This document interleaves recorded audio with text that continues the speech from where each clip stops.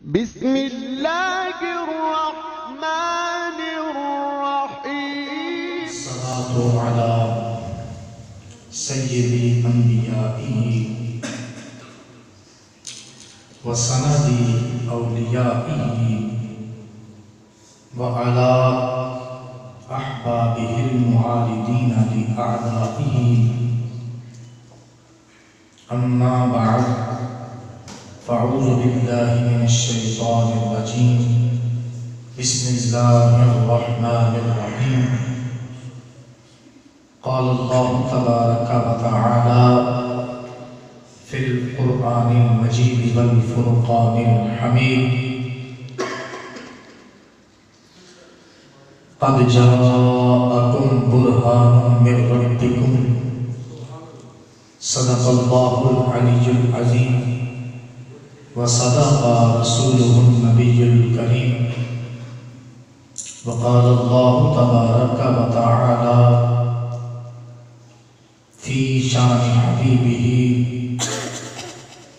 إن الله وملائكته يصلون على النبي يا أيها الذين آمنوا صلوا عليه وسلموا تسلیما. آواز بلند ہدیہ سلام پیش کیجیے. الصلاۃ والسلام علیک یا رسول اللہ وعلی آلک واصحابک یا حبیب اللہ. الصلاۃ والسلام علیک یا نبی اللہ وعلی آلک واصحابک یا نور اللہ. اللہم صل علی سیدنا ومولانا محمد معدن الجود والکرم وعلى آلہ وأصحابہ وبارک وسلم. صلی اللہ علی النبی الأمی وآلہ صلی اللہ علیہ وسلم. صلاۃ و سلام علیک یا سیدی یا ہاشمی یا مطلبی یا قرشی یا مکی یا مدنی یا رسول اللہ. مولایا صلی وسلم دائما ابدا علی حبیبک خیر الخلق کلہم محمد سید الکونین والثقلین والفریقین من عرب ومن عجم. یا صاحب الجمال ویا سید البشر من وجهك المنیر لقد نور القمر لا يمكن الثناء كما كان حقه بعد الخدا. بزرگ تو بھی قصہ مختصر.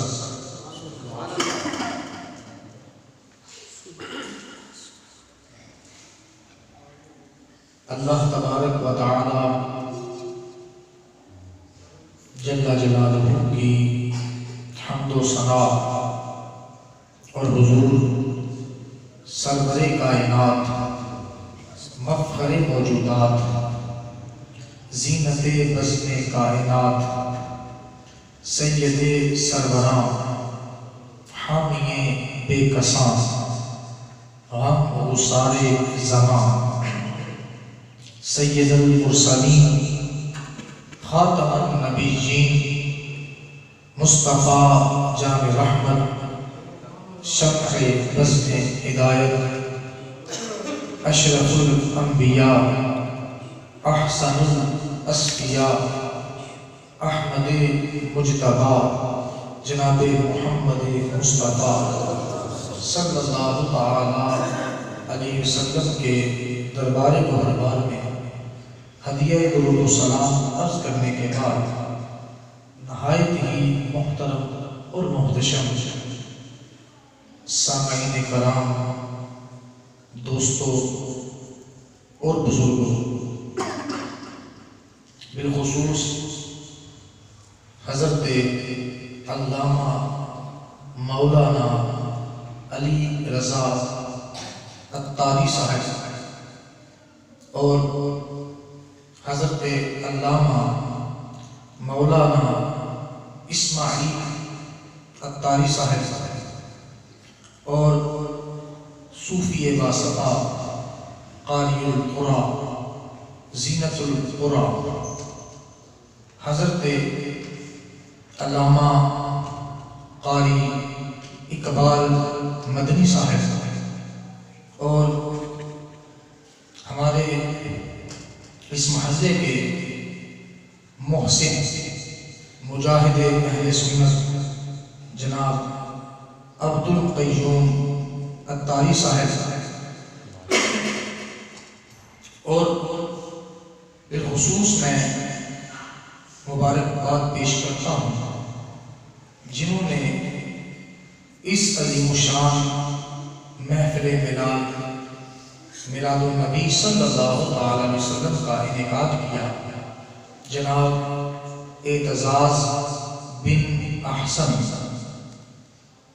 المعروف ٹھیکیدار صاحب، اللہ تبارک و تعالی ان کا یہ پروگرام حضور نبی کریم علیہ السلام کی بارگاہ میں حاضری اپنی پاک بارگاہ میں قبول و مقبول فرمائے۔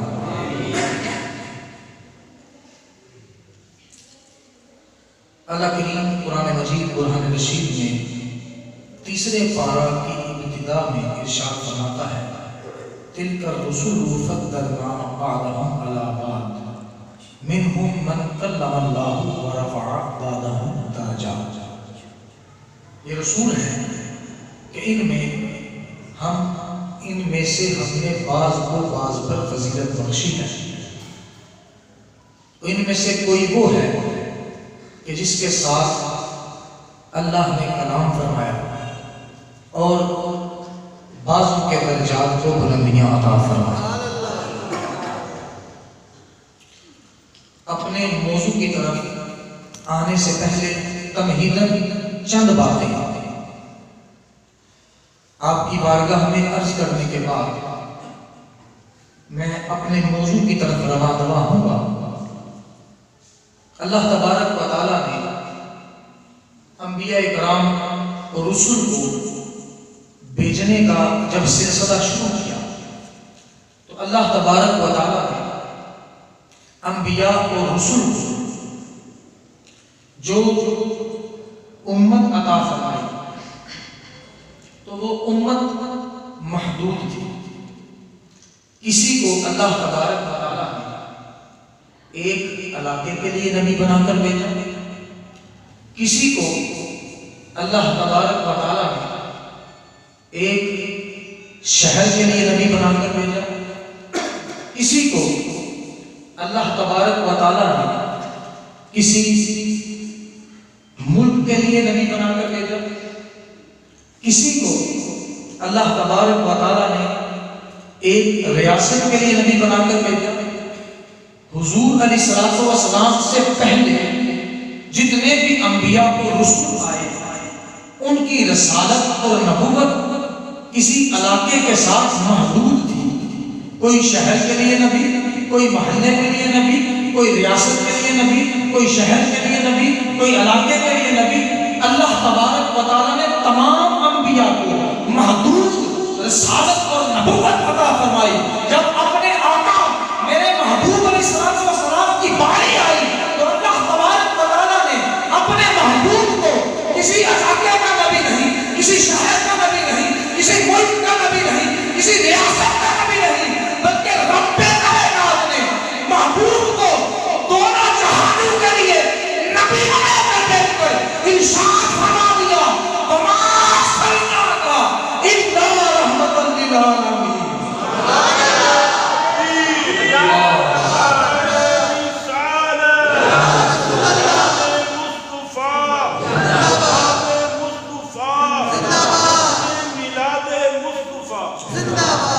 ہم نے آپ کو تمام جہانوں کے لیے رحمت بنا کر دے دی۔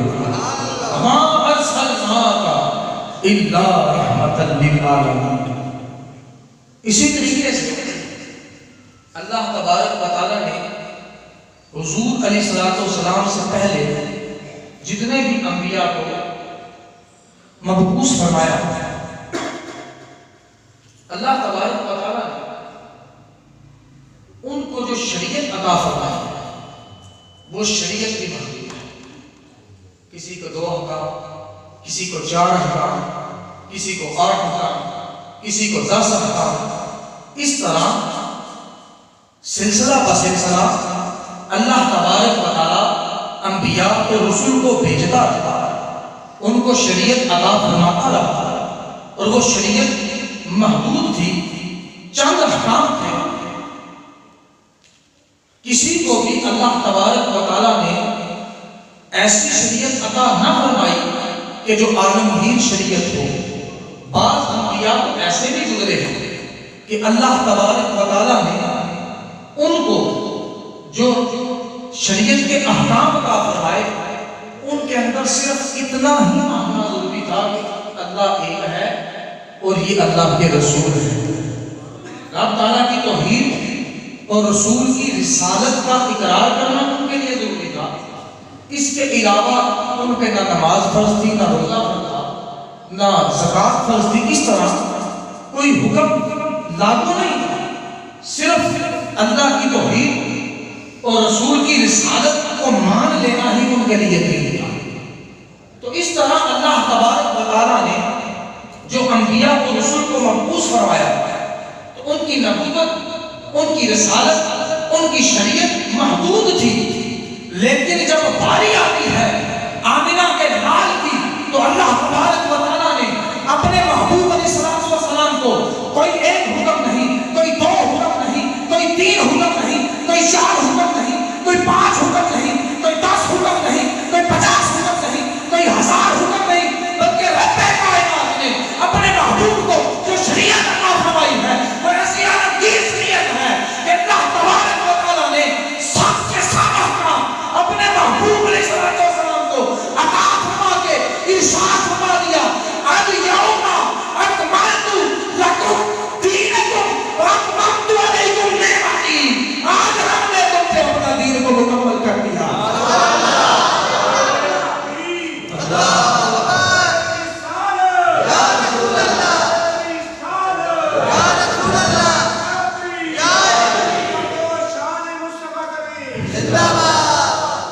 آج ہم نے تم پر اپنے دین کو مکمل کر دیا، سب کچھ اس دین کے اندر بیان کر دیا، سب کچھ۔ کوئی کہتا ہے میں نے اس کے لحاظ نہ جانا، اس کے بھی احکام اس شریعت کے اندر موجود ہیں۔ بڑے سے بڑا معاملہ ہو، چھوٹے سے چھوٹا معاملہ، جوتا پہننا ہے نا، اس کی بھی سنتے حضور نے بیان کی۔ چھوٹے سے چھوٹے احکام سے لے کے بڑے سے بڑے معاملے کے احکام اس شریعت کے اندر اللہ کریم نے بیان فرما دیا۔ الیوم اکملت لکم دینکم، آج ہم نے تم پہ اپنے دین کو مکمل کر دیا۔ اسی طریقے سے اللہ تبارک و تعالیٰ نے انبیاء اور رسول کو مبعوث فرمایا، تو اللہ تبارک و تعالیٰ نے تمام انبیاء اور رسول کو کمالات عطا فرمائے، معجزات عطا فرمائے، خوبیاں عطا فرمائے۔ لیکن حضور علیہ السلام سے پہلے جتنے بھی نبی اور جتنے بھی رسول تشریف لائے، اللہ تبارک و تعالیٰ نے ان کو محدود خوبیاں، محدود کمالات، محدود شان عطا فرمائے۔ کسی کو اللہ تبارک و تعالیٰ نے 1 معجزہ دیا، کسی کو 2 معجزے دیے، کسی کو 3 معجزے دیے، کسی کو 7 معجزے دیے، کسی کو 10 معجزے، کسی کو 11 معجزے۔ تو اللہ تبارک و تعالیٰ نے جتنے بھی انبیاء کو حضور سے پہلے مبعوث فرمایا تو وہ معجزے محدود تھے۔ کسی کو بھی اللہ تبارک و تعالیٰ نے ایسے معجزات نہ دیے جو اپنے محبوب کو عطا فرمائے۔ اللہ تبارک و تعالیٰ نے تمام کو محدود معجزے دیے، لیکن جب باری آتی ہے آمینہ کے نام کی تو اللہ تبارک و تعالیٰ نے اپنے محبوب کو 1 معجزہ نہیں، 2 معجزے نہیں، 3 معجزے نہیں، 4 معجزے نہیں، 5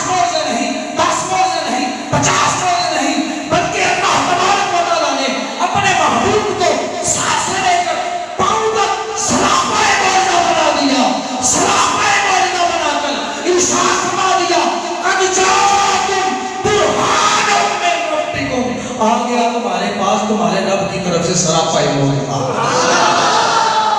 سراپا موجزہ، سانس لے کر پاؤں تک تنویر ہی تنویر ہے، گفتگو سرکار کی قرآن کی تفسیر ہے۔ ارے سوچتی تو ہوگی دنیا مصطفیٰ کو دیکھ کر وہ مصور کیسا ہوگا جس کی یہ تصویر ہے۔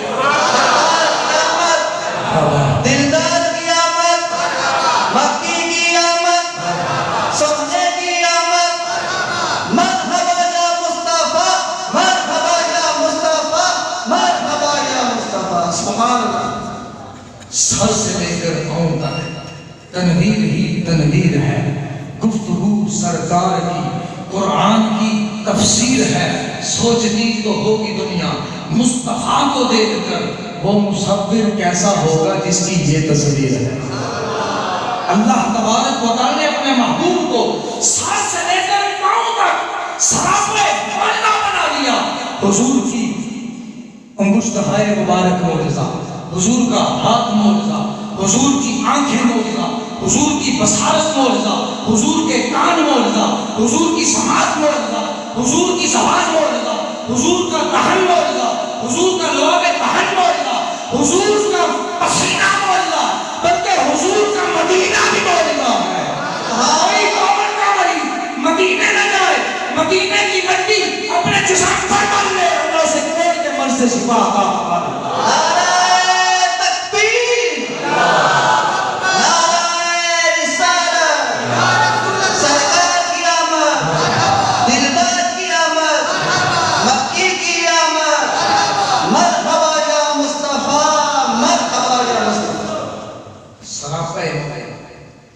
پہلے انبیاء کو اللہ کریم نے محدود معجزے دیے، کسی کو 1، کسی کو 2، کسی کو 3، کسی کو 5، کسی کو 7، کسی کو 10، کسی کو 11، لیکن اللہ نے وہ سارے معجزے جو پہلے انبیاء کو عطا فرمائے وہ سارے کے سارے معجزات جمع کر کے اپنے محبوب کے اندر رکھ دیے۔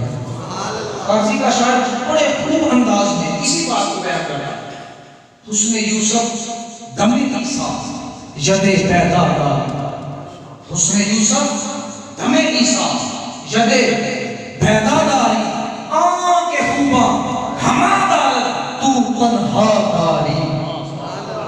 کسی کو یوسف علیہ السلام کو حسن کا فرمایا، حسن کا معجزہ دیا، عیسیٰ علیہ السلام کو دم کا معجزہ دیا، پھونک مارتے مردے زندہ ہو جاتے، برس کے مریض درست ہو جاتے، مادر زادتے درست ہو جاتے۔ حضرت موسیٰ علیہ السلام کو ید پیدا کا معجزہ دیا، اپنی بغل میں ہاتھ داخل کرتے، جب ظاہر کرتے تو سورج کی طرح روشن ہوتا۔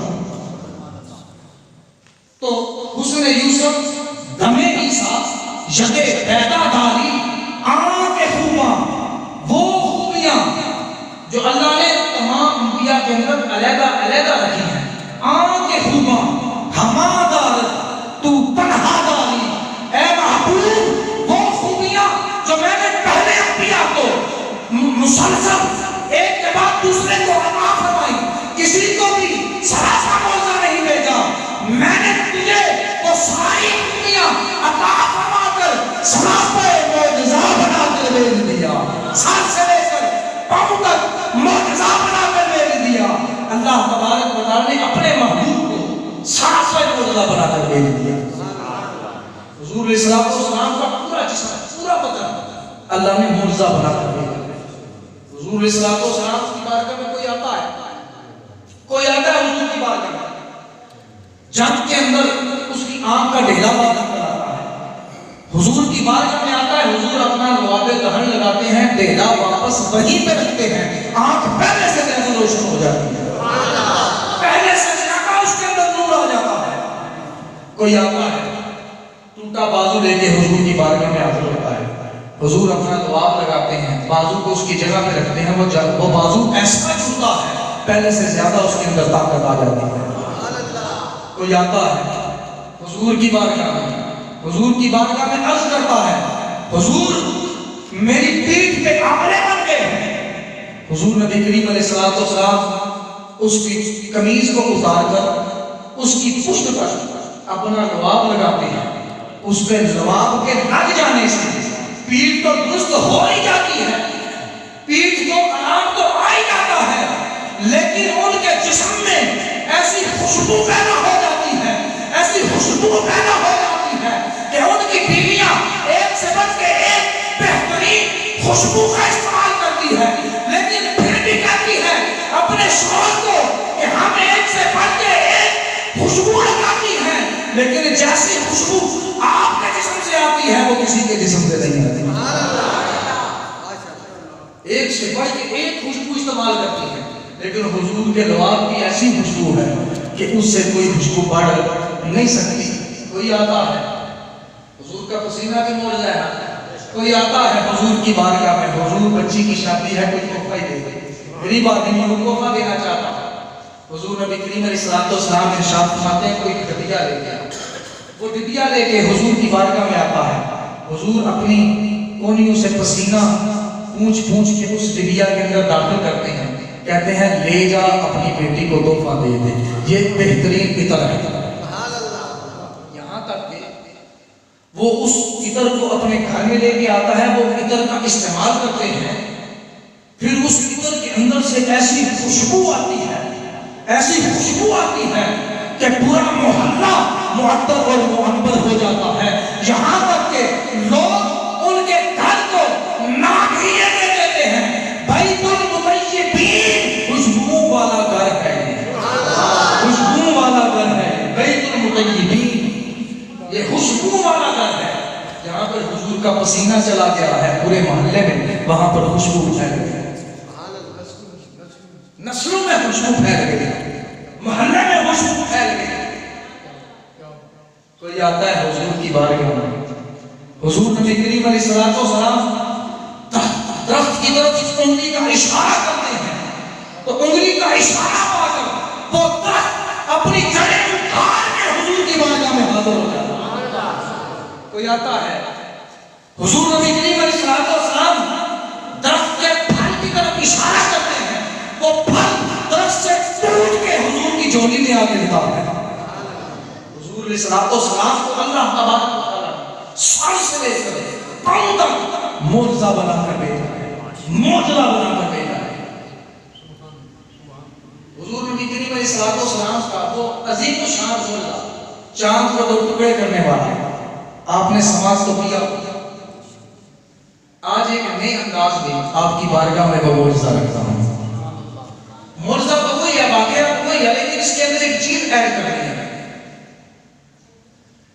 حضور نبی کریم علیہ السلام نے جب تبلیغ کا سلسلہ کیا تو جوک در جوک لوگ کلمہ پڑھ کے مسلمان ہونے لگے، تو کافر پریشان ہو گئے کہ یہ تو لوگ کلمہ پڑھ کے مسلمان ہوتے جا رہے ہیں۔ اب انہوں نے حضور علیہ السلام کو معاذ اللہ الزام لگایا کہ یہ جادو کا جو بھی ان کے پاس آتا ہے وہ جادو کرتے ہیں، اپنے ساتھ ملا لیتے ہیں۔ تو اس طرح طرح طرح کے الزامات حضور علیہ السلام کی ذات پر لگانے لگے، لیکن پھر بھی ان کی امید بر نہیں آئی۔ جو چاہتے تھے کہ ان کی یہ تمنا پوری نہیں ہوئی کہ حضور نے دین کا کام روکا نہیں، لوگوں نے کلمہ پڑھنا چھوڑا نہیں، لوگ پھر بھی کلمہ پڑھتے رہے۔ ابو جہل کے کافروں کا سربراہ تھا، اس نے کافروں سے مشورہ کیا، یہاں تک کہ بات یہ طے پائی کہ ابو جہل کا ایک دوست تھا جس کا نام تھا حبیب، یمن کا رہنے والا تھا، حبیب یمنی جس کو کہا جاتا ہے۔ ابو جہل نے کہا میرا ایک دوست ہے، بڑا سیانا ہے، بڑا ہی سیانا ہے، اور اپنے قبیلے کا سردار بھی ہے، پہلوان بھی ہے، اور سیانا بھی بڑا ہے، اس نے بڑے بڑے مسئلے حل کیے ہیں، اس کو بلاتا ہوں، ہمارا یہ مسئلہ وہ حل کرے۔ چنانچہ اس کو بلایا گیا، جب وہ مکہ میں آیا تو ساری صورتحال ابو جہل نے اس کو بیان کیا اور کہا، ساتھ میں کہا کہ اس کی آنکھوں میں آنکھیں بھی ڈال دی، وہ جادوگر ہے، اپنے ساتھ پلا لیتا ہے۔ کہا اچھا، مشورہ ہوا، اس نے کہا کہ تم سارے بڑے بڑے کافروں کے سرداروں کو اکٹھا کرو، میں بھی وہاں ہوں گا، اور اس محفل کے اندر تم، اس بیٹھک کے اندر تم محمد کو مدعو کرنا صلی اللہ تعالی علیہ وسلم، سب کہیں صلی اللہ تعالی علیہ وسلم۔ تم ان کو مدعو کرنا، وہ یہاں پر تشریف لائیں گے، ان کے بعد میں بات کروں گا اور ایسی بات کروں گا کہ سارے سن لیں گے، کسی سے ڈکی چھپی نہیں رہے گی۔ چنانچہ طے پا گیا، حضور علیہ السلام کو دعوت دے دی گئی۔ حضور نبی کریم علیہ السلام جب اپنے گھر سے نکلے نا تو یہ ابو جہل اپنے جو بڑے بڑے کافر تھے نا ان کی کان میں کہنے لگا کہ جب محمد آئیں گے نا تو تم نے ان کی تعظیم کے لیے کھڑا نہیں ہونا، تم نے کھڑا نہیں ہونا کہ ہم تو ان کا نبی مانتے نہیں ہیں، ہم ان کی تعظیم کیوں کریں گے؟ جب وہ آئیں گے تو تم نے کھڑا نہیں ہونا۔ بات طے ہو گئی۔ جب حضور نبی کریم علیہ السلام کی آمد ہوئی نا تو یہ جو منع کرنے والا تھا جب حضور اندر آئے تو خود ہی کھڑا ہو گیا، خود ہی کھڑا ہو گیا۔ سارے کافر پریشان ہو گئے، بھئی تو نے کہا کہ کھڑا نہیں ہونا اور تو خود ہی کھڑا ہو گیا، بھئی تو ہمیں منع کرتا رہا ہے۔ اس کے پیچھے پیچھے سارے کھڑے ہو گئے، وہ کہنے لگے تو ہمیں منع کرتا رہا۔ کہتا مجھے سمجھ نہیں آئی مجھے کس چیز نے اٹھا دیا، مجھے سمجھ ہی نہیں آئی کون سی چیز ہے جس نے مجھے کھڑا کر دیا۔ حضور نبی کریم علیہ السلام کی حدیث ہے، حضور نبی کریم علیہ السلام نے ارشاد فرمایا نصرت بالرعب مسیرۃ الشہر، اللہ تبارک و تعالیٰ نے ایک مہینے کی رات تک سے میرا رعب کافروں کے اندر داخل کر دیا۔ ایک مہینے کی رات تک کوئی کافر دور ہو، میرا دشمن دور ہو، ایک مہینے کی رات تک وہیں پر میرا رعب اس پہ طاری ہو۔ نصرت بالرعب مسیرۃ الشہر، ایک مہینے کی رات تک سے دشمن پہ میرا رعب طاری ہو رہا تھا، اللہ نے رعب کے ذریعے میری مدد فرمائی۔ اس پہ میں ایک واقعہ آپ کو بیان کروں گا، پھر اس کے بعد انشاءاللہ اپنا واقعہ پورا کروں گا۔ یہ ابو جہل جو تھا یہ مکے کا بڑا بدمعاش تھا، اسی بات سے کہ حضور کا رعب کیسا ہے، مکے کا بہت بڑا یہ بدمعاش تھا اور یہ لوگوں سے ادھار لے لیتا بعد میں واپس نہ کر سکتا۔ بڑے لوگ پریشان تھے، ایک بندے سے اس نے قرضہ لیا ہوا تھا، وہ بندہ بڑا پریشان آیا مکے کے اندر، کعبہ شریف کے اندر آیا، بڑے بڑے سردار وہاں پر بیٹھے ہوئے تھے جن کی پنچایتیں لگتی تھیں، ان کے پاس آیا، آ کر کہنے لگا کہ آپ بڑے بڑے سردار ہیں، آپ فیصلے کرتے ہیں تو میں بڑا پریشان ہوں، یہاں کا ایک ابو جہل نام، اس کا نام عمر تھا، تو اس نے بتایا کہ اس نام کا ایک بندہ ہے جس نے میرا قرضہ دینا ہے تو وہ مجھے پیسے واپس نہیں کرتا، تم بڑے بڑے سردار ہو، تم اس سے میرے پیسے دے سکتے۔ اب یہ سارے سکتے تھے، ابو جہل سردار تھا اور بدمعاش بھی تھا مکے کا بہت بڑا، کسی کی سنتا نہیں تھا، بڑے بڑے کام تھے اس کے ساتھ۔ اب کہنے لگے کہ بھئی ہم سے یہ تیرا کام ہو سکے گا، وہ نہیں کسی کو پیسے دے سکتا، بڑا بدمعاش ہے وہ، سب سے ڈرتے ہیں۔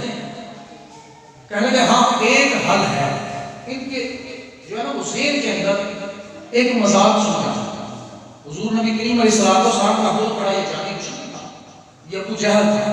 اب انہوں نے مذاق کیا، اس نے کہا ہاں ایک بندہ ہے جو تمہیں پیسے دے کے دے سکتا ہے۔ اب اس وقت اسلام کا غلبہ بھی نہیں تھا، ابھی تک کافروں کا غلبہ تھا، اب ان کو پتا تھا، انہوں نے کہا کہ فلاں جگہ پر فلاں گھر میں محمد نامی ایک شخص رہتا ہے، وہ تیرے اگر وہ کہے گا تو ابو جہل پیسے دے دے۔ انہوں نے اپنی طرف سے مذاق کرنا چاہا، تم اس کے پاس جاؤ، وہ اگر کہہ دے گا تو یہ پیسے اسی وقت دے دے۔ اب یہ چاہتے تھے کہ یہ سارا معاملہ ہو، اس کے سامنے جائیں، پھر یہ کریش ہو، جھگڑا ہو، ابو جہل نے جو ان سے پیسے دینے ہیں ان کے کہنے پہ، اور پھر اتنی طاقت بھی نہیں ہے ان کے اندر کہ زبردستی لے کے دیتے ہیں اس کو۔ اب انہوں نے اس بندے کو بھیجا، ساتھ میں ایک بندہ بھی بھیج دیا، چونکہ تو معاملہ دیکھنا کہ ہوتا کیا ہے، ہمیں آگے بتانا، ہم پھر مذاق کریں گے۔ بہرحال وہ شخص حضور نبی کریم علیہ السلام کی بارگاہ میں آیا، اب یہ بندہ دیکھ رہا جو پیچھے انہوں نے بھیجا ہے، آیا دستک دی، کہا محمد، کہا ہاں میں محمد ہوں صلی اللہ تعالی علیہ وسلم، کہا کہ فلاں یہ اس نام کا ایک بندہ ہے، ابو جہل، کہا کہ وہ میرے پیسے نہیں ادا کر رہا، وہ فلاں بڑے بڑے کافروں کے سرداروں نے کہا ہے کہ آپ اگر کہہ دیں گے تو وہ پیسے ادا کر دیں گے۔ حضور کو تو سمجھ آ گئی کہ یہ کرنا کیا چاہتے ہیں، حضور کو تو پتا چل گیا۔ حضور نبی کریم علیہ السلام تو جانتے ہیں، حضور نبی کریم علیہ السلام نے ارشاد میں، اچھا ابو جہل تیرے پیسے نہیں دیتا، میں تجھے پیسے دے کے دیتا ہوں، کیوں نہیں وہ پیسے دیتا، ابھی دیکھ لیتے ہیں اس کو، تیرے پیسے نہیں دیتا۔ حضور نبی کریم علیہ السلام نے اس کو ساتھ کیا، سیدھا ابو جہل کے گھر پہ زور سے دروازے پہ دستک دی، ٹھک ٹھک ٹھک دروازے پہ دستک دی، ابو جہل اندر سے ڈر گیا، اتنی زور سے دستک، جلدی جلدی باہر آیا۔ جب اس نے دروازہ کھولا، حضور نے فرمایا، اے ابو جہل تو پیسے کیوں نہیں دیتا اس کے، پیسے ادا کر، روک طالبان نے کہا پیسے ادا کر، اس کے جتنے پیسے دینے ہیں۔ جو ہی حضور کی آواز آئی، کہتا اچھا پیسے دیتا ہوں، اندر بات کا ہوا گیا، جتنے پیسے دینے تھے وہ پیسے اٹھا کے لایا، اس بندے کو پیسے ادا کیے۔ اب جو پیچھے بھیجا تھا وہ سارا معاملہ دیکھ رہا تھا، ہو کیا رہا ہے۔ وہ جب اس نے دیکھا ابو جہل نے محمد کے کہنے پر پیسے ادا کر دیے ہیں، وہ بھی بڑا حیران ہوا، گیا سرداروں کے پاس، سارا معاملہ بیان کیا کہ یوں معاملہ ہوا ہے کہ اس نے محمد کے کہنے پہ سارے پیسے ادا کر دیے ہیں۔ بڑے پریشان سارے، جب ابو جہل ان کی مجلس میں آیا، اس کا مذاق اڑانے لگے، اے ابو جہل تو بڑا بدماش بنا پھر رہا ہے، تو کسی کے پیسے نہیں دیتا، اور تو محمد سے ڈر گیا ہے، ان سے ڈر کے تو نے پیسے ادا کر دیے ہیں۔ کہنے لگا نہیں بات ایسے نہیں ہے جو تم سمجھ رہے ہیں، بات ایسے نہیں، سنو معاملہ کیا ہے۔ جب وہ محمد میرے دروازے پہ آئے، دروازے پہ دستک دی، میں نے دروازہ جب کھولا، تو میں کیا دیکھتا ہوں کہ محمد کے سر پر ایک بہت بڑا اونٹ ہے جو اپنا منہ کھولے کھڑا ہے۔ جب محمد نے مجھے کہا کہ پیسے ادا کرو، اگر میں وہاں پر ایک منٹ کے لیے بھی توقف کرتا، رک جاتا، تو یوں لگتا تھا وہ اونٹ مجھے ایک ہی لقمے کے اندر کھا جاتا۔ میں جلدی جلدی گیا اور سارے پیسے ادا کر دیے، جلدی جلدی گیا، سارے پیسے ادا کر دیے۔ تو حضور نبی کریم علیہ السلام نے ارشاد فرمایا، اللہ تبارک و تعالیٰ نے مجھے روب کے ذریعے میری تعریف فرمائی ہے، یہاں تک کہ دشمن مصیبت کا شاہد ایک مہینے کی رات تک دور ہو تو اسی وقت اس پر میرا روب طاری ہو جاتا ہے۔ تو یہ حضور نبی کریم علیہ السلام کا یہ وہ کسی کو اونٹ نظر نہیں آ رہا، یہ حضور کا معجزہ، وہ صرف ابو جہل کو نظر آ رہا تھا جس سے وہ گھبرا گیا تھا، یہ حضور کا معجزہ تھا۔ بہرحال حضور نبی کریم علیہ السلام کے لعاب دہن کے آپ نے بے شمار معجزے مختصراً سنے ہیں، ان میں سے ایک معجزہ حضور نبی کریم علیہ السلام لعاب دہن کے حوالے سے حضرت جابر بن عبداللہ رضی اللہ تعالیٰ عنہ جب غزوہ خندق کے موقع پر خندق کھودی جا رہی ہے تو حضور نبی کریم علیہ السلام اس خندق کے کھودے جانے کے کام میں خود بذات خود جو ہے وہ شریک تھے، خود خندق کھود رہے تھے۔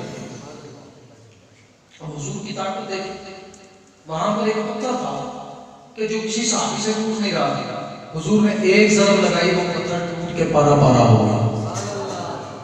بہرحال حضور نبی کریم علیہ السلام کئی دنوں سے فاقے سے کام میں مشغول تھے، صحابہ کے ساتھ مل کے وہ خندق کھود رہے تھے کہ حضرت جابر بن عبداللہ نے دیکھا کہ حضور نبی کریم علیہ السلام کئی دنوں سے بھوکے ہیں اور آپ نے بھوک کی وجہ سے اپنے پیٹ پہ پتھر باندھے ہوئے ہیں۔ اللہ، حضور نبی کریم علیہ السلام کی یہ بھوک تھی نا، یہ اختیاری بھوک تھی، ورنہ حضور اگر چاہتے ہیں تو سونے کے اونٹ حضور نبی کریم علیہ السلام کے ساتھ چلتے ہیں۔ دو جہاں کی نعمتیں ہیں ان کے حالی ہاتھ میں، مالک کونین ہیں وہ پاس کچھ رکھتے نہیں، دو جہاں کی نعمتیں ہیں ان کے حالی ہاتھ میں۔ میں تو مالک ہی کہوں گا کہ وہ مالک کے حق ہے، یعنی محبوب و محب میں نہیں تیرا میرا، جو کچھ رب کا ہے وہ رب کے محبوب کا ہے. جب حضرت جابر نے دیکھا تو حضرت جابر رو پڑے. آپ نے حضور کی حالت دیکھی، بھوک کی وجہ سے آپ نے پیٹ پہ پتھر باندھے ہوئے. حضور سے اجازت لے کے گھر گیا، اپنی زوجہ سے مشورہ کیا، کہا کہ میں نے دیکھا ہے حضور کو کئی دنوں سے فاقے سے ہیں اور بھوک کی تکلیف سے بچنے کے لیے حضور نے پیٹ پہ پتھر باندھے ہوئے ہیں. اگر گھر میں کچھ ہے تو میں حضور نبی کریم علیہ السلام کی دعوت کرنا چاہتا ہوں تاکہ حضور کھانا تناول فرمائیں. وہ کہنے لگے کہ گھر میں ایک سا جو کے علاوہ اور کچھ بھی موجود نہیں. تم ایسے کرو، تم حضور نبی کریم علیہ السلام کو کہو کہ چند صحابہ کو لے کے گھر میں تشریف فرما ہو، ہم ان کی دعوت کر لیتے ہیں اور بتا دینا کہ جتنا مال ہے. کہا اچھا تم ایسا کرو، تم ان جو کو پیسو، گھر میں جو ایک بکری ہے میں اس کو ذبح کرتا ہوں، اس کا گوشت بناتا ہوں، پھر اس کا سالن بنائیں گے حضور کی بارگاہ میں پیش کرتے ہیں. چنانچہ جنہوں نے گوشت بنایا، اس کے ٹکڑے کیے، وہ آٹا پیسنے لگی. جب فارغ ہو گئے گوشت بنانے، اس کے بعد کہا کہ تم ایسا کرو، آٹا گوندو اور ہڈیا ساتھ جو ہے وہ چولہے پہ چلاؤ، میں حضور کو دعوت دے گیا ہوں. وہ گئے حضور نبی کریم علیہ السلام کی بارگاہ میں عرض کی، حضور اتنا کھانا ہے تو آپ چند صحابہ کو اپنے ساتھ لے لیں اور میرے گھر میں دعوت کو قبول فرما دیں. حضور نبی کریم علیہ السلام نے جب یہ سنا تو حضور علیہ السلام نے بلند آواز سے کہا، خندق والوں آ جاؤ، جابر نے ہماری دعوت کی ہے. خندق والوں آ جاؤ، جابر نے ہماری دعوت کی ہے. جب حضرت جابر نے سنا بڑے پریشان ہو گئے، وہ اتنے صحابہ ہیں اور کھانا تھوڑا سا ہے. بھاگتے ہوئے گھر آئے، اپنی زوجہ سے مشورہ کیا، کہا حضور تو سارے خندق والوں کو بلا رہے ہیں، ہزاروں کی تعداد میں صحابہ ہیں. تو ان کی زوجہ کہنے لگی، آپ نے ان کو بتایا ہے کہ کھانا کتنا ہے؟ حضرت جابر کہنے لگے، ہاں میں نے تو عرض کی تھی. کہا جب بتایا ہے تو پھر پریشان کیوں ہوتے ہو؟ جو لے کے آ رہے ہیں وہی کھلائیں گے، جو لا رہے ہیں وہی کھلائیں گے، تم پریشان نہ ہو. چنانچہ حضور نبی کریم علیہ السلام نے جابر سے فرمایا، جابر جب تک میں نہ آؤں تو آٹے کی روٹیاں نہیں بنانی، سالن نہیں پانی. کہا جی حضور نبی کریم علیہ السلام تشریف لائے، صحابہ کرام کا مجمع صاحب ہے، ہزاروں صحابہ صاحب ہیں. جب تشریف لائے تو حضور نبی کریم علیہ السلام نے اپنا لعاب دہن ہنڈیا میں ڈالا اور آٹے کے اندر ڈالا، پھر روٹیاں پکائی گئی، سالن پک گیا. حضور نبی کریم علیہ السلام نے کہا، جابر تھوڑے تھوڑے صحابہ کی ٹولیاں بنا کر میری بارگاہ میں بھیجتے رہو، وہ کھانا کھا لیں، ان کو بھیج دینا، پھر دوسروں کو بھیج دینا، وہ کھائیں وہ چلے جائیں، پھر تیسروں کو بھیجنا.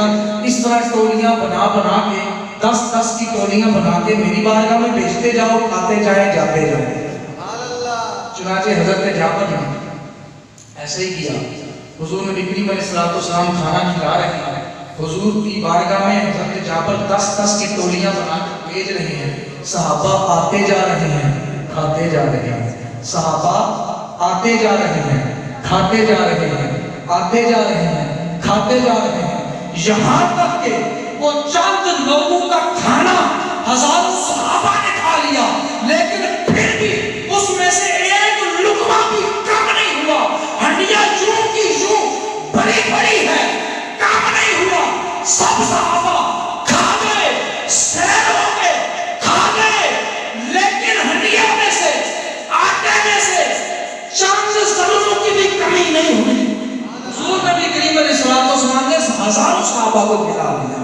سرکار کی آمد، دلدار کی آمد، مکی کی آمد، سونے کی آمد. نعرہ رسالت، نعرہ تکبیر، مرحبا یا مصطفیٰ، مرحبا یا مصطفیٰ، مرحبا یا مصطفیٰ. یہاں پر ایک نکتہ بیان کرنا چاہتا ہوں. لوگ کہتے ہیں، چند لوگ ایسے بھی ہیں، وہ کہتے ہیں کہ نبی کی تعظیم اتنی کرو جتنی بڑے بھائی کی تعظیم کرو. جیسے ہم ہیں ایسے نبی ہیں. نبی کی ہماری مثال ہے، ہم نبی کی مثال ہے. ہم کھاتے ہیں وہ بھی کھاتے ہیں، ہم پیتے ہیں وہ بھی پیتے ہیں، ہم نکاح کرتے ہیں وہ بھی نکاح کرتے ہیں. جیسے معاملات ہمارے چلتے ہیں ویسے معاملات ان کے چلتے ہیں. تو نبی بھی ہمارے جیسا ہے. میں نے کہا ذرا تم اپنے گھر میں جا کے اپنی گھر کی ہنڈیا میں ذرا اپنا تھوک ڈال، پھر دیکھ تیرے ساتھ میری سوچا کیا کرتی ہے، پھر دیکھ تیرے ساتھ ہوتا کیا ہے. تو ذرا تھوک کو ڈال، تیری بیوی تجھے گھر سے نکالے گی، وہ ہنڈیا نالی میں پھینک دے گی. لیکن سن میرے محبوب کی شان کیا ہے.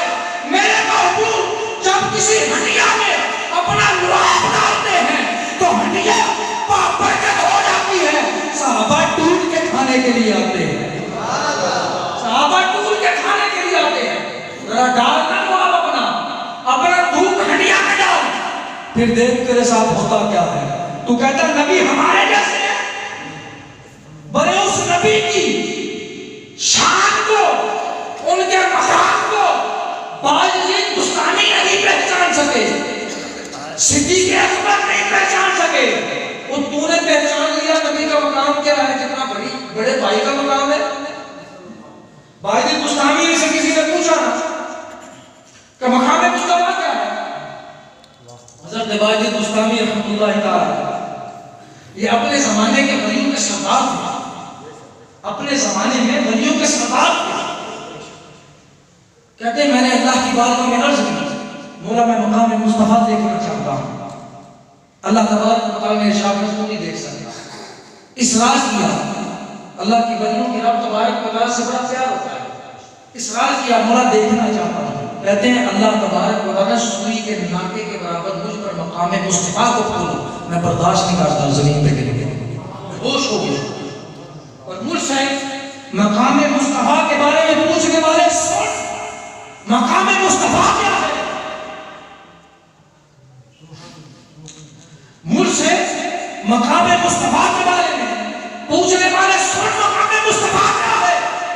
فرمایا جہاں پر عام مومن کے مقام کی انتہا ہوتی ہے وہاں سے شہید کے مقام کی ابتدا ہوتی ہے.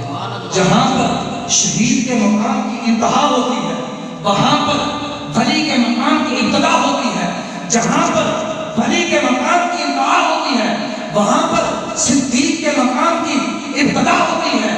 جہاں پر صدیق کے مقام کی انتہا ہوتی ہے وہاں سے نبی کے مقام کی ابتدا ہوتی ہے.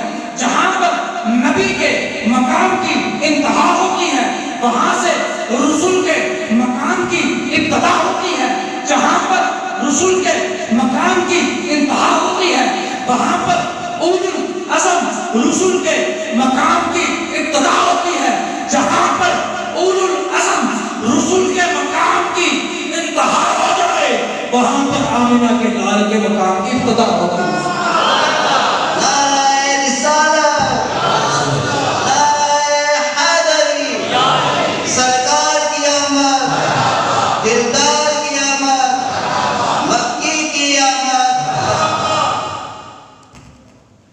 جہاں پر اولو العزم رسول کے مقام کی انتہا ہو جائے نا وہاں پر آمنہ کے لال کے مقام کی ابتدا ہوتی ہے. اور آمنہ کے لال کے مقام کی انتہا کو میرے رب کے علاوہ کوئی جانتا ہی نہیں ہے، میرے رب کے علاوہ کوئی پہچانتا ہی نہیں. ان کے مقام کو حضرت صدیق اکبر حضور نبی کریم علیہ السلام کی حضرت صدیق اکبر نے جتنی حضور کی صحبت پائی ہے نا کسی نے اتنی صحبت نہیں پائی. سفر میں بھی ساتھ رہے، حضر میں بھی ساتھ رہے، ہر وقت حضور کے ساتھ رہے. حضور میں صدیق تو میرے ساتھ ہمیشہ رہا ہے، سفر میں بھی حضر میں بھی. یہ نہ سمجھ لینا کہ تم نے میری حقیقت کو پہچان لیا ہے. لوگ کہتے ہیں نا ان کی حقیقت کو ہم پہچانیں گے. بڑے بڑے جتنا مقام ہے، اتنی شان ہے. فرمایا حضور نے یہ نہ سمجھ لینا صدیق، تو یہ نہ سمجھ لینا صدیق اکبر، فرمایا تو یہ نہ سمجھ لینا کہ تو نے میری حقیقت کو پہچان لیا ہے. صدیق سن، اس ذات کی قسم جس کے قبضہ قدرت میں مجھ محمد کی جان ہے، سن لے میری حقیقت کو میرے رب کے علاوہ کوئی پہچان ہی نہیں سکتا. اس لیے تو اللہ فرماتے ہیں کہ سرور کہوں کہ مالک و مولا کہوں تجھے, باقی خلیل کا گلے زیبا کہوں تجھے, تیرے تو بس عیب تنہائی سے ہے ولی, اے آہ میرے شاہ میں کیا کہوں تجھے, لیکن رضا نے حق میں سخن اس پہ کر دیا, خالق کا بندہ خلق کا آقا کہوں تجھے. میں یہاں پر ہی کہا کرتا ہوں اپنی بات کی, خالق کا بندہ خلق کا آقا کہوں تجھے, تیری شانیں بیان نہیں ہو سکتی, بس اتنا کہوں گا, سب سے بڑا خدا ہے, خدا کے بعد آپ ہے, خالق کا بندہ خلق کا آقا کہوں تجھے. تو حضور نبی کریم علیہ الصلوۃ والسلام کی حقیقت کو وہ لوگ کیسے پہچان سکتے ہیں جب اللہ کے ولیوں کے سردار نہیں پہچان سکے, جب صدیقوں کے سردار نہیں پہچان سکے, تو تم کیسے پہچان گیا کہ بڑے بھائی جتنی عزت ہے, بڑے بھائی جتنا مقام ہے, اگر تیرا اتنا مقام ہے تو کرنا جو حضور نے کیا, اپنا لواب لگا کے ڈیلا آنکھ میرا کر آنکھ روشن, اپنا تھوک لگا کے بازو چھوڑ دیکھنا کیسے جھوٹتا ہے, لگانا اپنا پسینہ نکال اور تیرے پسینے سے پورا کعبۃ پودا ہو جاتا ہے. ادھر پسینہ لگاتے ہیں تو پورا گھر خوشبو والا کر کے جانے لگتا ہے, تو کہتا ہے ہمارے جیسے ہے, معاذ اللہ, بولیں معاذ اللہ, اللہ کی پناہ ایسے لوگوں سے. تو بہرحال یہ جو واقعہ میں نے آپ کے سامنے بیان کیا ہے کہ حضور نبی کریم علیہ السلام حضرت جابر کی دعوت کے لیے گئے, تو حضور نبی کریم علیہ السلام کا یہ معجزہ ہے کہ حضور نبی کریم علیہ السلام اپنا لعاب ڈالتے ہیں تو ہڈیاں ایسی بابرکت ہو جاتی ہے, ایسی بابرکت ہو جاتی ہے کہ ہزاروں صحابہ بھی کھا کے چلے جاتے ہیں, پھر بھی کھانا کام نہیں ہوتا. حضرت جابر رضی اللہ عنہ سے ایک اور روایت مروی ہے کہ جس میں انہوں نے حضور کی دعوت کی, حضور نبی کریم علیہ السلام جب ان کے گھر آئے نا تو حضرت جابر بڑے خوش ہوئے, خوشی سے چولے نہیں سنبھالے, اتنے خوش. آپ نے گھر کو ادھر لگائی, منظر کیا, خوشبوئیں گھر سے آنے لگی, بہترین قسم کی نشست نیچے بچھائی, حضور کو بلایا, حضور کو بلا کر اس بہترین نشست پہ بٹھایا. اٹھانے کے بعد حضرت جابر کے بکری کو ذبح کیا, اس کا گوشت بنایا, یہ ایک لہدا بنایا, گوشت بنایا. اب ان کا حضرت جابر کا, ان کے دو بیٹے تھے, ان کا بڑا بیٹا یہ منظر دیکھ رہا, جب بکری کو ذبح کر رہے تھے تو یہ منظر کو دیکھ رہا, اسے یہ منظر بڑا دلچسپ لگا. اس نے کیا کیا, اس نے اپنے چھوٹے بھائی کو ساتھ لیا, اپنے ساتھ لے کر کہنے لگا آؤ میں تمہیں بتاتا ہوں کہ بکری کو کیسے ذبح کیا جاتا ہے. چھت پہ لے کے چڑھ گیا, چھری اس کی گردن پہ رکھی اور چھری چلا دی. جو چھری چلائی تو وہ گردن کٹ گئی, وہ وہیں پر وفات پا گیا. اب یہ منظر دور سے حضرت جابر کی سوچا نہیں کہ ان کی والدہ نے دور سے جب دیکھا تو والدہ بچانے کے لیے بھاگتی ہوئی چھت پہ چڑھی. جب وہ اس نے چھری چلائی تھی تو وہیں پر وہ گھبرا گیا, جب اپنی والدہ کو دیکھا تو بھاگا, جب بھاگا تو وہ بھی چھت پہ گرا, وہ بھی وفات پا گیا. حضرت جابر کے دونوں بیٹے وفات پا گئے.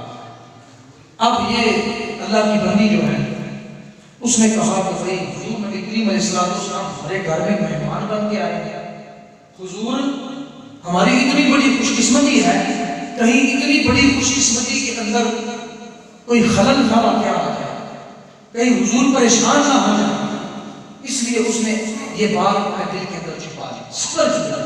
اتنی بڑی مصیبت, لیکن حضور علیہ السلام سے عشق کیسا ہے کہ اپنے دل کے اندر بات رکھی, اپنے دونوں بیٹوں کو صاحبزادوں کے پیچھے ایک کمرے کے اندر چھپایا, چارپائی پہ لٹا کر اس کے اوپر چادر لٹا دی, تاکہ حضور نبی کریم علیہ السلام جب دعوت کھا کے تشریف لے جائے تو اس کے بعد میں جابر کو بتاؤں, اپنے شوہر کو بھی نہیں بتایا. بہرحال اندر چارپائی کے اوپر لٹا دیا گیا, چادر بچھا دی. جب دعوت پکا کر کھانا پکا کر حضور علیہ السلام کی بارگاہ میں رکھا گیا تو حضور نبی کریم علیہ السلام کی بارگاہ میں حضرت جبرائیل تشریف لے گئے. حضرت جبرائیل حاضر ہو گئے, اللہ کا پیغام لے کے حاضر ہو گئے. حضور نبی کریم علیہ السلام کی بارگاہ میں عرض کی کہ اللہ کے رسول, اللہ فرماتا ہے کہ کھانے کے ساتھ جابر کے دونوں بیٹوں کو بھی بٹھائیے. जाबर को कहो अपने दोनों बेटों को बुला कर लाए, अपने दोनों बेटों को बुला कर लाए तब वो आपके साथ खाना खाए। जब जाबर आए ना, हुजूर ने जाबर जाओ अपने बेटों को बुला के ला, वो भी हमारे साथ खाना खाएं। हजरत जाबर अंदर गए, अपनी बीवी को, अपनी जोजा को जाकर सारा मामला सुनाया। हुजूर फरमाते हैं कि बेटों को लेके आओ, उनको भी साथ खाना खिलाना है। जोजा ने बहाना बनाया कि वो सोए हुए हैं, अभी भी दिल में ये है कि हुजूर कहीं परेशान है, दावत कटरी ना हो जाए, दावत का मजा कटरा ना हो जाए, अभी भी सब्र करके बैठी हुई है, बहाना बनाया। वो फिर हजरत जाबर हुजूर की बारगाह में आए, आकर अर्ज की हुजूर वो तो सोए हुए हैं। हुजूर ने फरमाया हमें हुक्म हुआ है कि उनके बगैर हम खाना ही नहीं खाएंगे। अल्लाह का पैगाम आया है कि जब तक दोनों साहबजादे तुम्हारे नहीं आ जाते खाना शुरू नहीं होगा। जब अब वो बंदी भी अल्लाह की समझ गई तो हजरत जाबर के सामने सारी हकीकत को खोल दिया और बताया कि यूं यूं मामला हुआ है, दोनों साहबजादे फौत हो गए, सारा वाकया सुनाया। हजरत जाबर रज़ी अल्लाह तआला हुजूर की बारगाह में आए और आकर हुजूर की बारगाह में वो सारा मामला पेश किया। हुजूर नबी करीम अलैहिस्सलाम ने जब ये सुना तो हुजूर नबी करीम अलैहिस्सलाम देखने के लिए आए। हुजूर नबी करीम अलैहिस्सलाम ने जब ये सारा मामला देखा तो हुजूर भी परेशान हो गए। इधर से जिब्राइल हुजूर की बारगाह में अर्ज करते हैं या रसूल अल्लाह, आप इनके सामने पे खड़े हो जाएं, दुआ करना आपका काम है, इनको जिंदा करना रब का काम है। राजा हुजूर ने दुआ फरमाई, हुजूर की दुआ की बरकत से वो दोनों मुर्दा साहबजादे जिंदा हो गए, दोनों मुर्दा जिंदा हो गए। हजरत ईसा का मौजूदा है, आप ठोकर मारते थे और कहते थे मुर्दे को कहते अल्लाह के हुक्म से खड़ा हो जा, मुर्दा जिंदा हो जाता।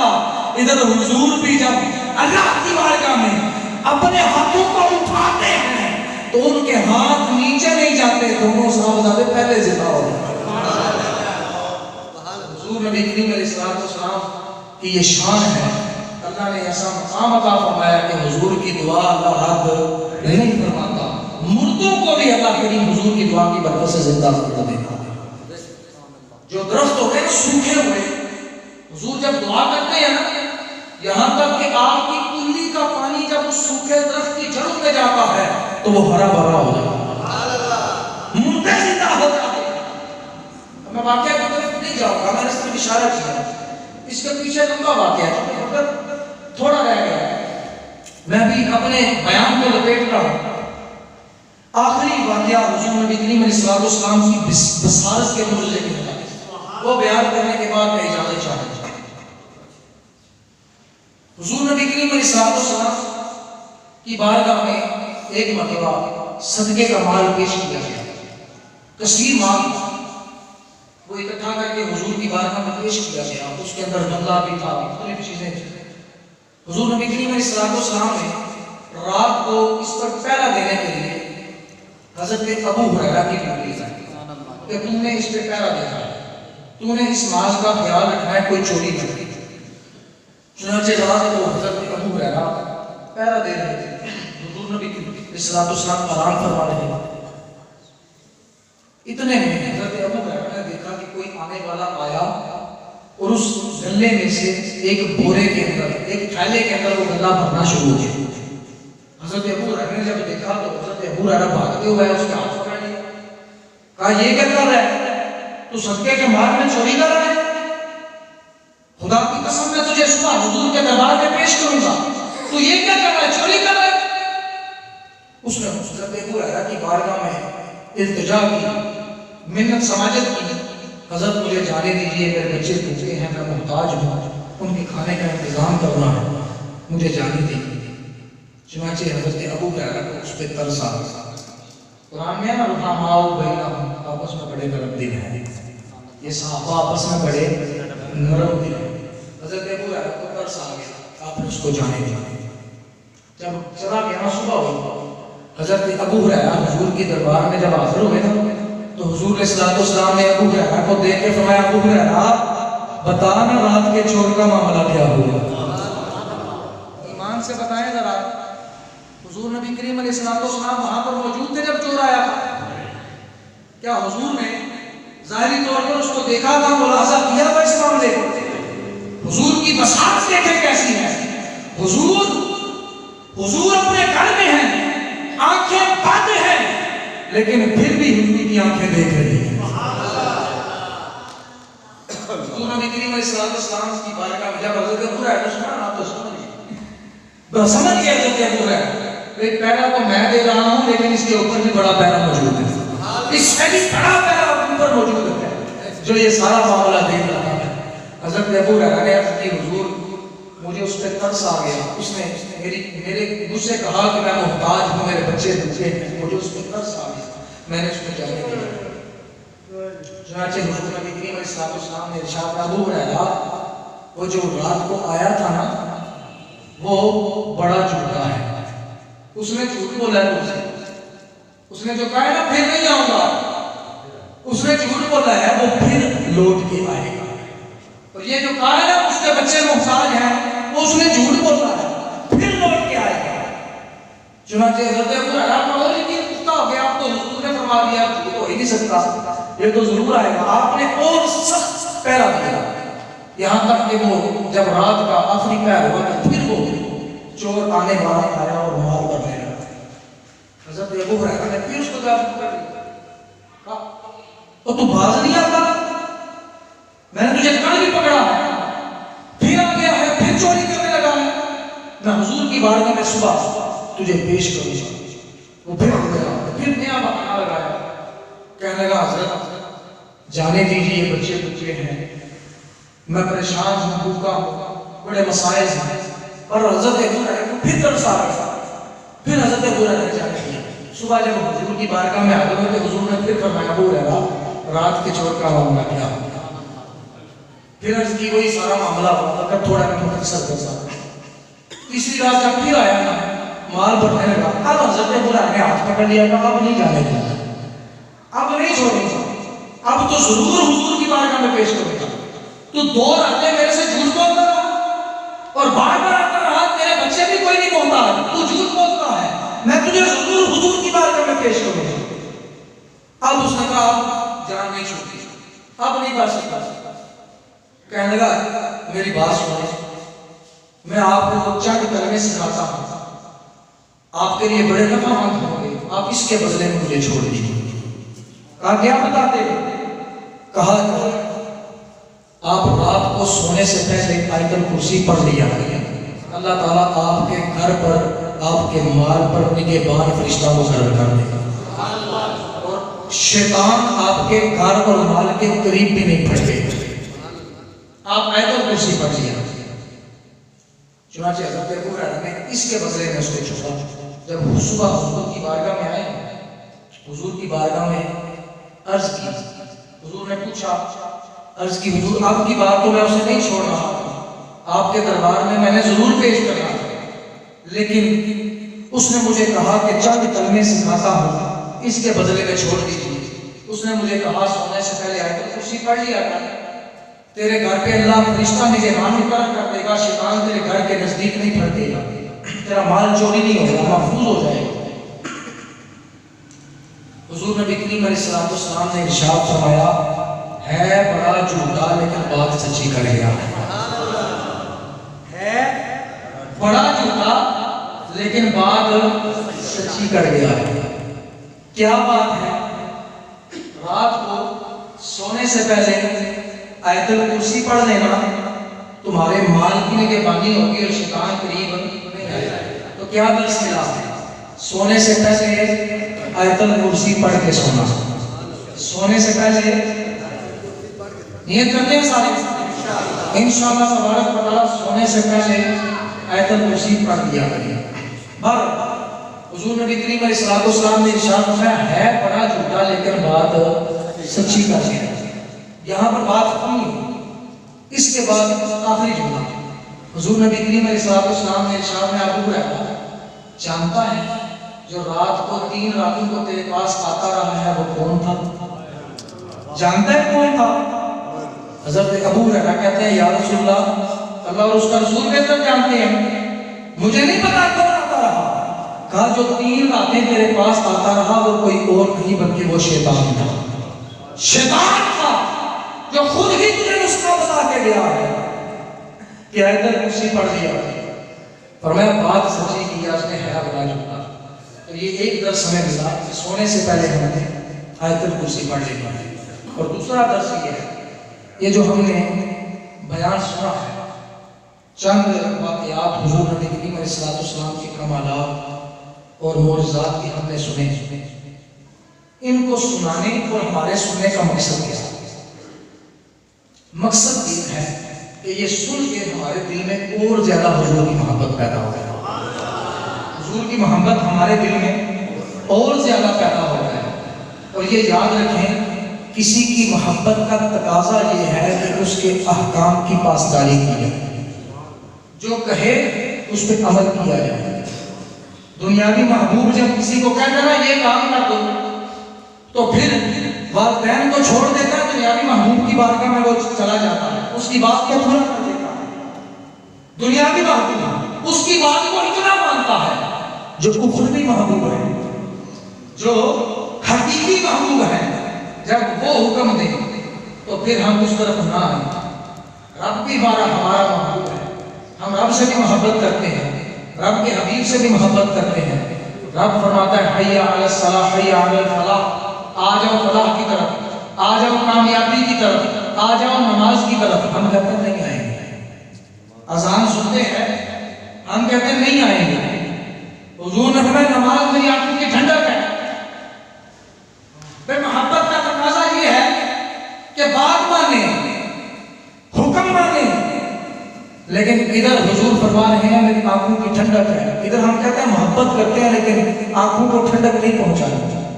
محبت کرتے ہیں لیکن آنکھوں کو ٹھنڈک نہیں پہنچانی۔ رب سے محبت کرتے ہیں لیکن رب کی طرف سے بلاوا آتا ہے تو ہم کہتے ہیں نہیں جانا۔ اللہ نے ایک دو مرتبہ قرآن میں نہیں فرمایا، سینکڑوں مرتبہ فرمایا آ جاؤ، اقیموا الصلاۃ، نماز قائم کرو، نماز قائم کرو، نماز قائم کرو۔ ہم کہتے ہیں جتنی مرضی تو کہہ دے، ہم نہیں آئیں گے۔ مسجد ویران پڑی، ہماری مسجد ویران نہیں ہے۔